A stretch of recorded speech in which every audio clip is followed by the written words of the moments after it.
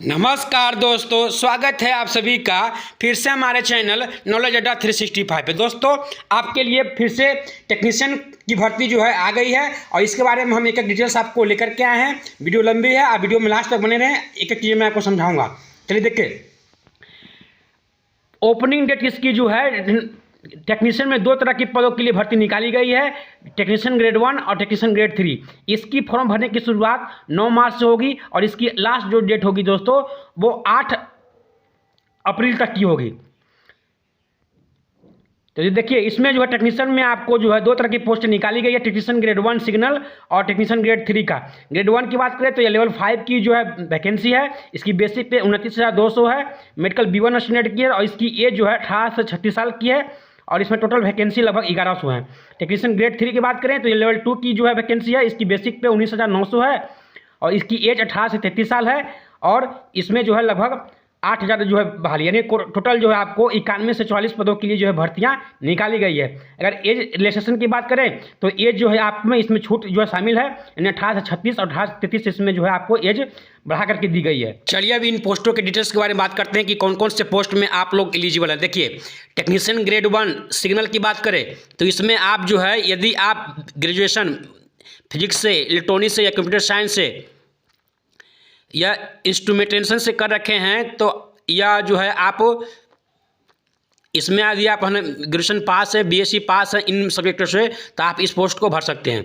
अब देखिए, technician grade 3 की बात करें तो यानी ब्लैक स्मिथ की बात करें तो इसमें आप मैट्रिक के साथ साथ NCVT से यदि आप ट्विटर फाउंड्री पैटर्न या कर में या मोल्डर में आप यदि ITI ट्रेड में पास है तो आप इसमें भर सकते हैं। फिर देखिए, टेक्नीशियन ग्रेड 3 ब्रिज की बात करें तो इसमें आप मैट्रिक के साथ साथ यदि आप फिटर या फिटर स्ट्रक्चरल या बिल्डर ट्रेड में ITI हैं तो आप जो है इसमें आवेदन कर सकते हैं, या आप मैट्रिक के साथ साथ आप इसमें जो है अप्रेंटिस संबंधित ट्रेड से पास है, इसको आवेदन कर सकते हैं। अब ट्रेनिंग, अब जब 4 नंबर की बात कर ले, टेक्नीशियन ग्रेड 3 यानी कैरेज और वैगन की बात करें तो आप इसमें मैट्रिक के साथ साथ या फिटर, कारपेंटर, वेल्डर या प्लम्बर में आप ITI कर चुके हैं तो आप इस फॉर्म को भर सकते हैं। फिर देखिए, टेक्नीशियन ग्रेड 3 क्रेन चालक की बात करें तो इसमें मैट्रिक के साथ साथ मैकेनिकल हैंडलिंग या स ऑपरेटर या क्रेन ऑपरेटर या से आप ITI पास है मैट्रिक के साथ साथ आप इस पद को भर सकते हैं। फिर देखिए, टेक्नीशियन ग्रेड 3 की तो इसमें आप मैट्रिक के साथ साथ इलेक्ट्रीशियन या इलेक्ट्रिकल्स के साथ मैट्रिक पास है तो आप इसको भर सकते हैं। फिर देखिए, पोस्ट नंबर 7 की बात करें, टेक्नीशियन ग्रेड 3 डीजल मैकेनिक की, तो यदि आप इसमें मैट्रिक के साथ साथ आप मैकेनिकल डीजल मैकेनिक ऑटोमोबाइल या मैकेनिकल से आप कर रखे हैं तो आप जो है इसको भर सकते हैं। फिर देखिए, टेक्नीशियन ग्रेड 3 इलेक्ट्रिकल की बात करें तो इसमें मैट्रिक के साथ साथ इलेक्ट्रीशियन, वायरमैन या मैकेनिक या इलेक्ट्रॉनिक्स मैकेनिक से ITI कर रखे हैं तो आप इस फॉर्म को भर सकते हैं। टेक्नीशियन ग्रेड 3 इलेक्ट्रिकल या TRS की बात करें तो आप इसमें मैट्रिक के साथ साथ वायरमैन, इलेक्ट्रीशियन मैकेनिक या मैकेनिक पावर इलेक्ट्रॉनिक के साथ, यानी आप जो है इलेक्ट्रीशियन ITI कर रखे हैं तो आप इस फॉर्म को भर सकते हैं। फिर देखिए, टेक्नीशियन ग्रेड 3 EMU की बात करें तो आप इसमें जो है आपको मैट्रिक के साथ साथ इलेक्ट्रीशियन, वायरमैन, इलेक्ट्रॉनिक्स मैकेनिक या मैकेनिक पावर इलेक्ट्रॉनिक्स में ITI कर रखे हैं तो आप इस फॉर्म को भर सकते हैं। फिर 11 नंबर पोस्ट की बात करें, इलेक्ट्रीशियन ग्रेड 3 फिटर की बात करें, मैट्रिक के साथ साथ आपको जो है फिटर ट्रेड में ITI अनिवार्य है, या आप इसमें मैट्रिक के साथ साथ आप अप्रेंटिस कर रखे हैं तो आप इस फॉर्म को भर सकते हैं। फिर देखिए, फॉर्म नंबर 12 की बात करें, टेक्नीशियन ग्रेड 3 PV की बात करें तो इसमें आप मैट्रिक के साथ साथ यदि आप ITI फिटर, बिल्डर या मर्चेनिस्ट या मशीनिस्ट कर रखे हैं या संबंधित ट्रेड में ITI है, मैट्रिक के साथ साथ आप इस फॉर्म को भर सकते हैं। तो चलिए अब आगे बात करते हैं। देखिए, तो इस संबंधित ट्रेड में यदि आप ITI हैं, आप देख लिए कि आप खुद से देखिए कि अगर किस में हम एलिजिबल हैं, किस में एलिजिबल नहीं है। अब हम आगे बात करते हैं। देखिए, टेक्नीशियन ग्रेड, आप श्रेणी नंबर 13 की बात करते हैं, टेक्नीशियन ग्रेड 3 रेफ्रिजरेशन या एयर कंडीशन में बात करें तो मैट्रिक के साथ साथ आप यदि आप रेफ्रिजरेशन या एयर कंडीशन मैकेनिक या इलेक्ट्रीशियन या वायरमैन से आप ITI कर रखे हैं तो आप इस फॉर्म को भर सकते हैं। टेक्नीशियन ग्रेड 3 रिवर्टर की बात करें तो आप इसमें जो है ITI के साथ साथ मशीनिस्ट ट्रेड में ITI कर रखे हैं या अप्रेंटिस कर रखे हैं संबंधित ट्रेड से तो आप इस फॉर्म को भर सकते हैं। टेक्नीशियन ग्रेड 3 सिग्नल की बात करें तो मैट्रिक के साथ साथ आप इलेक्ट्रीशियन या मैकेनिक से ITI पास कर रखे हैं तो आप इस फॉर्म को भर सकते हैं। या देखिए नीचे दिया गया है फिजिक्स और गणित के साथ दिया है, तो आप इसमें भर सकते हैं। यानी 10+2 यदि आप पीसीएम से कर रखे हैं तो इस फॉर्म को भर सकते हैं। फिर देखिए टेक्नीशियन ग्रेड 3 ट्रैक मशीन में यदि आप आईटीआई के साथ फिटर, आईटीआई या फिटर के साथ साथ electrician, electronics mechanic, mechanic diesel, mechanic motor के साथ आईटीआई कर रखे हैं तो आप इस फॉर्म को भर सकते हैं। फिर देखिए ट्रेड नंबर 17 यानी श्रेणी नंबर 17 टेक्नीशियन ग्रेड 3 टर्नर, यदि आप आईटीआई के साथ साथ मैट्रिक पास है, टर्नर ऑपरेटर या उन्नत ट्रेड्स में आईटीआई कर रखे हैं या संबंधित ट्रेड में आईटीआई कर रखे हैं तो इस फॉर्म को आप भर सकते हैं। फिर देखिए टेक्नीशियन ग्रेड 3 यानी 18 नंबर की बात करें वेल्डर की, तो इसमें आप आईटीआई यदि आप वेल्डर गैस कटर या वेल्डर से आप कर रखे हैं मैट्रिक के साथ साथ, आप इस फॉर्म को भर सकते हैं।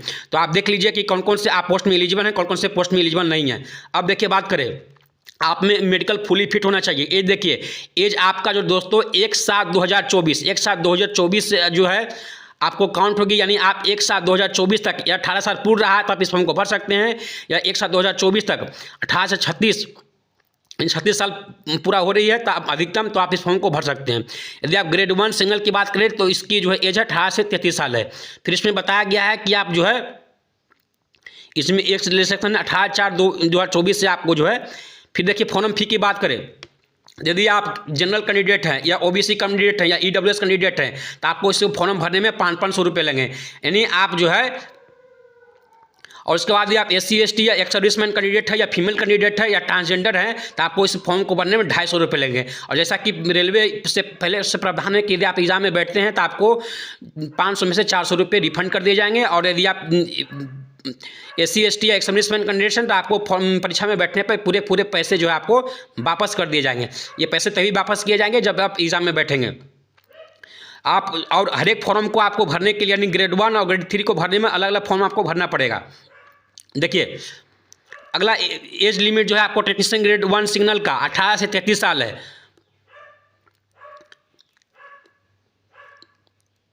18 से 33 साल था, लेकिन इसको क्या है कि एज मिनिमाइजेशन के बाद 18 से 36 साल हो गई है। टेक्नीशियन ग्रेड 3 एज अगर बढ़ा करके इसको 18 से पहले 30 साल थी, लेकिन 18 से 33 साल अब इसकी कर दी गई है। अब बात करें एज रिलैक्सेशन की, देखिए किसको कितना एज में छूट मिलेगा। यदि आप SC ST कैंडिडेट हैं तो 5 साल की छूट मिलेगी, ओबीसी नन के लिए मिलेगा तो 3 साल की छूट मिलेगी।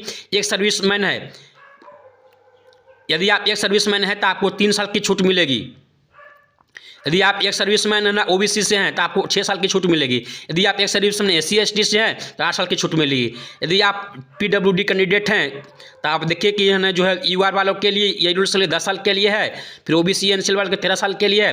फिर यदि देखिए आप ग्रुप C या ग्रुप D में रेलवे में आप 3 साल से अगर अधिक से सेवा दे रहे हैं तो आपको 40 साल तक भर सकते हैं। EWS वाले कैंडिडेट, OBC वाले 43 साल और SC ST वाले 45 साल तक इस फॉर्म को भर सकते हैं।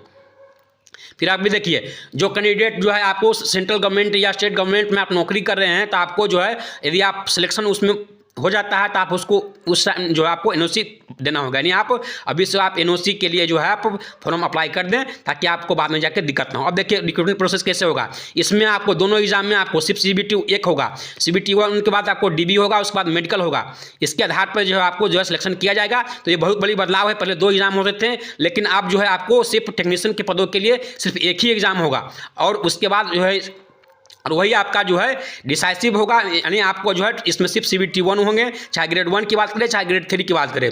चलिए हम जानते हैं इसके डिटेल सिलेबस के बारे में। देखिए CBT के बारे में बात करें, देखिए आप अगर हम बात करें लेवल 5 की पोस्ट के बारे में, यानी ग्रेड 1 के बारे में, तो टोटल टाइम होगा आपको 90 मिनट और क्वेश्चन होंगे आपको 100 और 1/3 निगेटिव मार्किंग होगा आपको, और नॉमिनेशन भी इसमें होगा। यदि आप मिनिमम परसेंटेज पासिंग मार्क्स की क्वालिफिकेशन है तो आप URWS के लिए 40% है, OBC के लिए 30% है, SC के लिए 30% है, ST के लिए 25% है। यानी आपको इतना जो है मिनिमम पासिंग मार्क्स है। लेकिन जानते हैं दोस्तों कि इसमें CBT 1 ही है, जैसा कि नोटिफिकेशन में बता रखा है। तो आप अधिक से अधिक जितना मार्क्स लाएंगे उसी का सिलेक्शन होगा। अब देखिए इसमें CBT में जो है क्या जो है आपको है, जनरल है, अवेयरनेस है, आपको मैथमेटिक्स है। बहुत बड़ी बदलाव इसमें है, ये है कि आपको टोटल 100 नंबर के क्वेश्चन होंगे। अब देखिए इसमें GK आपको 10 क्वेश्चन पूछा जाएगा। सबसे बड़ी बदलाव ये है, GK को हटा करके इसमें जो है कंप्यूटर दे देगा 15 नंबर का, 15 नंबर का रीजनिंग है, 20 नंबर का मैथमेटिक्स है और 35 नंबर का बेसिक साइंस और इंजीनियरिंग है। ये बहुत बड़ी बदलाव है दोस्तों। जीके देख लीजिए आप, जिसमें आप बहुत सारा करंट अफेयर होगा। जीके यानी आपको ओल्ड जीके बहुत ही कम होगा, रीजनिंग आपको 15 नंबर के होंगे, मैथ आपको 20 नंबर के होंगे और बेसिक कंप्यूटर 20 नंबर के होंगे। कंप्यूटर बहुत मायने रखेगा।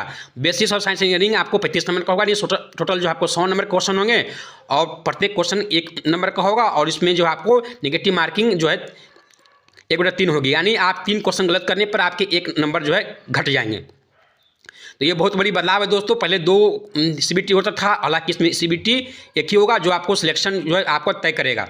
अब चलिए जान लेते हैं इसके। अब देखिए जान लेते हैं लेवल 2 के बारे में। लेवल 2 में भी जो है आपको 100 नंबर के क्वेश्चन होंगे, 90 मिनट का, 1.5 घंटे का समय मिलेगा। 1/3 का निगेटिव मार्किंग होगा। फिर देखिए minimum qualification, minimum passing mark जो है आपको ईयर EWS के लिए 40% होगा, SC या OBC के लिए आपको 30%, ST के लिए 25% होगा।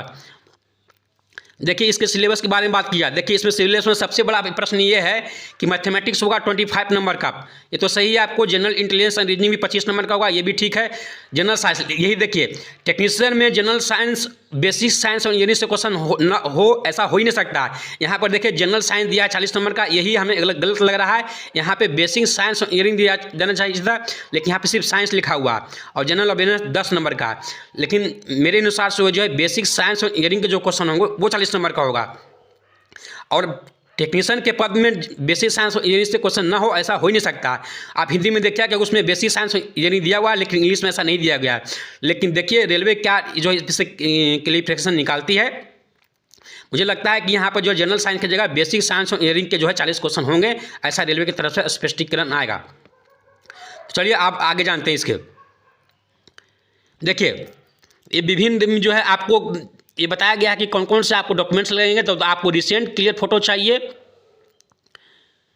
JPG फॉर्मेट में 30 से 70 KB का। फिर देखिए आपको जो है scan JPG image of candidate signature. फिर चाहिए SC ST आप हैं तो उसके लिए आपको सर्टिफिकेट चाहिए। फिर आप यदि आप EWS के हैं तो उसके लिए आपको जो है EWS का जो है सर्टिफिकेट चाहिए। यानी अदर जो है आपको कैटेगरी के लिए जो है जो भी आपको रिजर्वेशन कैटेगरी है उनका फ़ायदा जो आप उठा रहे हैं तो उसके लिए अलग अलग सर्टिफिकेट चाहिए, फोटो चाहिए, सिग्नेचर चाहिए, नंबर, email ID वगैरह आपको रेडी होना चाहिए।